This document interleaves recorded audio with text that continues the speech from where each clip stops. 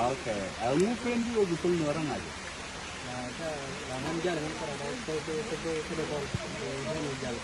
Okay.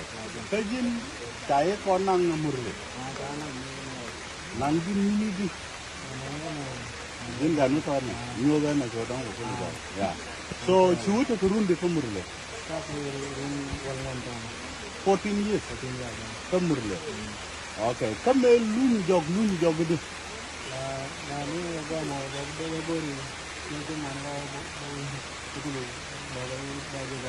Suan bang siamare, bakso. Siu ben guan. Siamore sih kau baca. Kamu sih kalau siamore. Kalau laju kau siamore je. Ya, thank you. Kamu baru aja ke garam na. Dana lapsioda.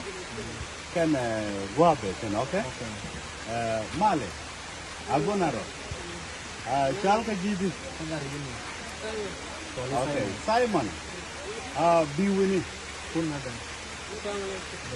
Okay, wow. Kamu beji ka akobo. Nyani ni waktu na turu na kuda ni. Gori sama. Jin murle ke jinor. Murle ni nani ni. Okay. Kali gua ada nang kejutu. Dan berumur. Ini gua nang kejutu. Okay. Kamu nang kejutu, si turun di. Mari ni betul betul. Kaya lang. Saya keram si merbin, milar je, eder ye lag ada. Ni kita kuat ni lebih bergantung. Okay. Bah konba kejutu, ko bisi more, bisi je. Ni ko nak ni kita bisi tahu di tempat apa dia. Sama ruai duna na, balin, dadong baca keram tu ini bawa Simon ada. Kalau ni roti ni ada ni, roti ni pada kalau ni kita kuat ni lebih bergantung. Wah, male. Wah, cari je. Baba. Baba. Tapi ini ada. Kedua itu. Jadi kita aku. Ini kurang.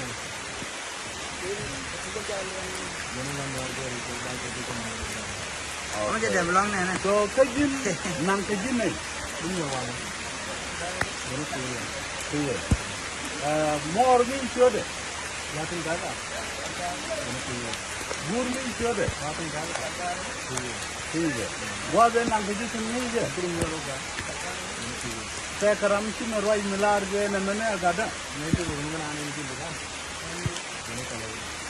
वो कौन बात है जिलो तो दिखे मोरे दिखे जो ये तो दिखे नवा साथ लोग दिखे बारा ये मैंने बालें या दिखे मोरे दिखे जो वो ला गाड़ी थी गाड़ा उठी थी कैसे हमारे यहाँ में पैदल